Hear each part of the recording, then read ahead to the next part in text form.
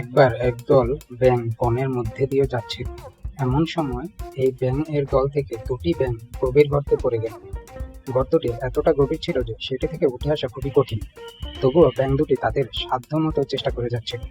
দলের অন্য ব্যাঙগুলি বলাবলি করছিল যে এদের এই গর্ত থেকে বের হয়ে আসার কোনো আশা নেই, কিন্তু আদম্য ব্যাঙ দুটি চেষ্টা করতেই থাকলো। তারা প্রাণপণে লাফিয়ে লাফিয়ে ঘাতটির ঢাকু জায়গা পার করে শেষের দিকে খাড়া অংশের কাছে এসে আবার উল্টো নিচের দিকে পড়ে যাচ্ছিল।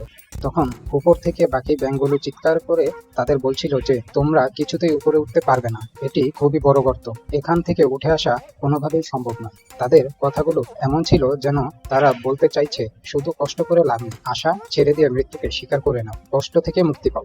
দুটি ব্যাঙ এর মধ্যে একটি ব্যাঙ তাদের কথায় কান দিল এবং গর্তের উপরের দিকে উঠা বাদ দিয়ে আরো গভীরের দিকে লাফিয়ে পড়ে মারা গেল। কিন্তু দ্বিতীয় ব্যাঙটি আরো উদ্যম নিয়ে লাফাতে লাগলো, আর উপরে থাকা ব্যাঙেরা আরো জোরে চিৎকার করে বলতে লাগলো, এই বৃথা কষ্ট করো না, মৃত্যুকে সহজ করো। কিন্তু ব্যাঙটি অবশেষে উপরে উঠে এলো। উপরে ওঠার পর ব্যাঙটি যা বলল তাতে দলের সবাই অবাক হয়ে তাকিয়ে রইল। ব্যাঙটি বলল, উপরে থেকে তোমাদের চিৎকার করে করে আমাকে উৎসাহ দেওয়ার কারণেই আমি মনোবল পেয়ে উপরে উঠে আসলাম। তোমরা না থাকলে আমি হয়তো হাল ছেড়ে দিতাম।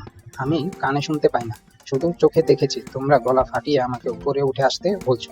গল্পের শিক্ষা: আশেপাশের মানুষের একটু উৎসাহ মানুষকে কঠিন বিপদেও সামনে এগিয়ে যেতে সহায়তা করে, এবং নেতিবাচক কথায় কান না দিয়ে নিজে লক্ষ্যে অবিচল থাকলে সফলতা আসে।